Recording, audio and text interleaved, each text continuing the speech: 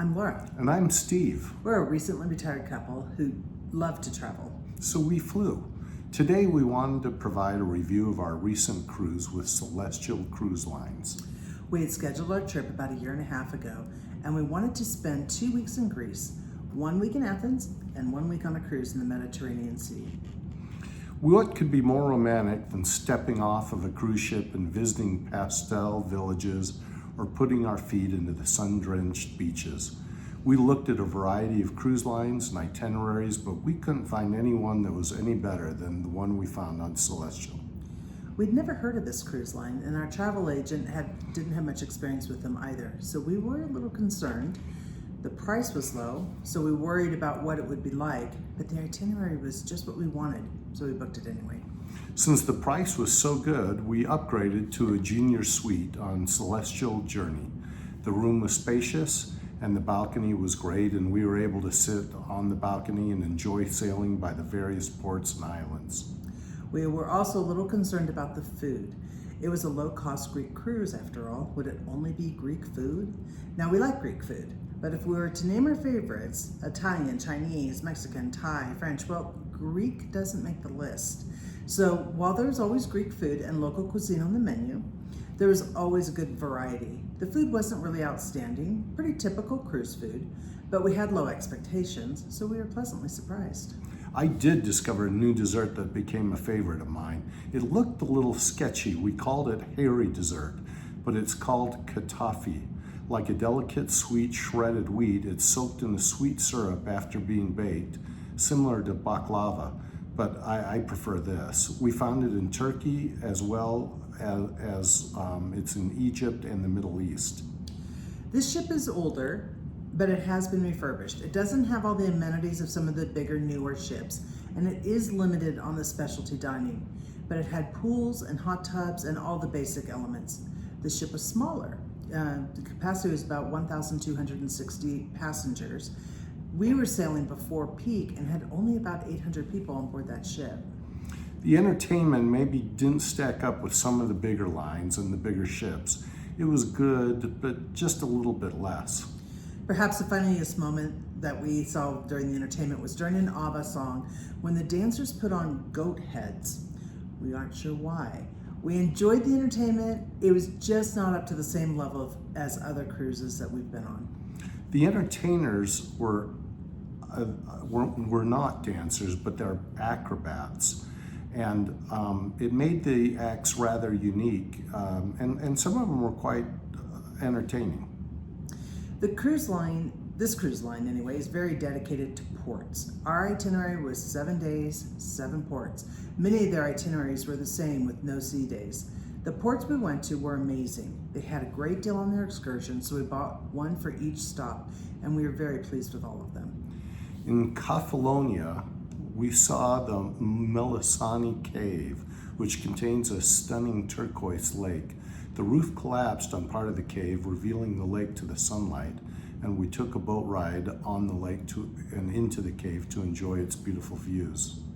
In Dubrovnik, Croatia, we took a tour through the ancient walled city, visiting sites used to film Game of Thrones. Even though we've never seen this show, we enjoyed wandering through this medieval town.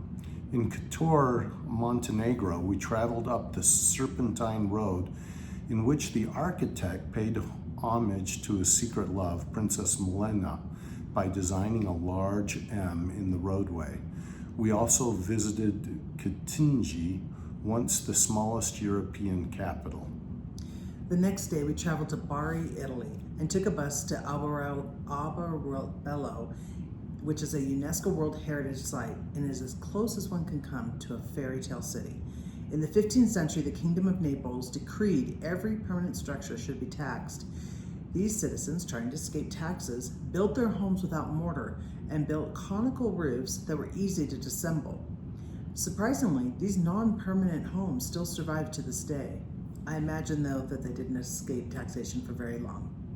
In Corfu, we spent a little time driving on the island, and we explored the picturesque city. In Catacola, we visited Olympia and the Archaeological Museum. We saw the birthplace of the Olympic Games and learned how they trained and prepared for the games. Here, Steve even tried his hand as tour guide. We decided, though, that we'd stick with traveling. Since the ships stop every day, we didn't spend as much time on the board on board the ship enjoying the onboard activities. There are a few. There's trivia games and language lessons. We did participate in those, and we did learn a few Greek phrases. And speaking of languages, this line definitely caters to a very international crowd. They almost revel in the international clientele as well as their multilingual staff. They do announcements in half a dozen languages. The cruise director introduced every show in a multitude of languages. Even the dining room provided menus in multiple languages. Also, since it is a lower cost line, there are lots of families as well as tour groups on this ship. If you're looking for a cruise with a family, this may be it. We don't know what the kids' programs were like, but if your kids enjoy having fun with you in the ports, this could be a great family vacation. What we were most impressed, though, was the staff. They were friendly and attentive and went beyond the mark. Two examples of this that surprised us. We bought a drinks package the first day from the hostess at the main restaurant, and she greeted us by name every time we came to eat thereafter. She was friendly, and we got to know her better than most of the staff. Another thing was we spent our anniversary at a specialty restaurant. Like many specialty restaurants, it wasn't too crowded, but the attention they gave us was surprising. Towards the end of the meal, two of the servers played a guitar and sang to us. It was very sweet.